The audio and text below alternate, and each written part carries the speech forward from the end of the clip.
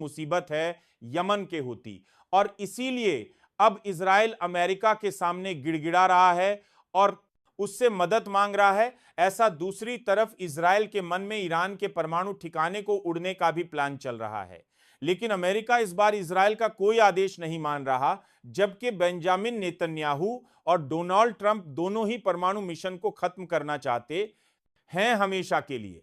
लेकिन यह मिशन इतना छोटा नहीं है जिसको पल भर में खत्म किया जा सके। लेकिन इस वक्त इजराइल की सबसे बड़ी मुसीबत यमन के हूती है, और वह लोग बिना सोचे समझे एक के बाद एक हमले कर रहे हैं और इजराइल के जहाज को लाल सागर में उड़ा रहे हैं, क्योंकि यमन अच्छे से जानता है कि अमेरिका इजराइल का आधा बिजनेस समंदर के रास्ते होता है, और इसीलिए यमन ने बड़े हमले शुरू कर दिए हैं। इस लड़ाई से लड़ने के लिए इजराइल के पास ना पैसा है ना हथियार। उधर दूसरी तरफ हमास के लड़ाकू ने इजराइल के 900 सैनिक मार दिए हैं। इजराइल के पास इन लोगों से निपटने के लिए कोई रास्ता नहीं है। यही नहीं, सबसे शक्तिशाली देश अमेरिका के राष्ट्रपति डोनाल्ड ट्रंप भी यमन के हूती से डरते हैं, क्योंकि यमन अपने आप को तमाम मुस्लिम देशों का रहनुमा मानता है और उसे लगता है कि अगर किसी भी मुस्लिम देश पर अत्याचार होता है तो वह जंग लड़ेगा, और इसीलिए यमन को पीछे से मदद कर रहा है।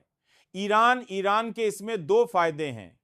पहले, इजराइल को लड़ने का मौका नहीं मिलेगा। दूसरा, ईरान अपने परमाणु मिशन को जल्द से जल्द कंप्लीट करना चाहता है और इसीलिए उसको यमन के हूती को मदद करना है, क्योंकि इस बार बेंजामिन नेतन्याहू और डोनाल्ड ट्रंप दोनों ही परमाणु ठिकानों तक नहीं पहुंच पाएंगे।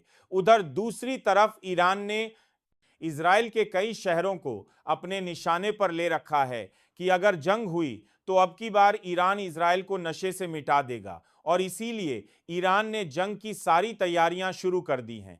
ईरान को रोकने वाला कोई नहीं है, क्योंकि ईरान को चारों तरफ से समर्थन मिल रहा है।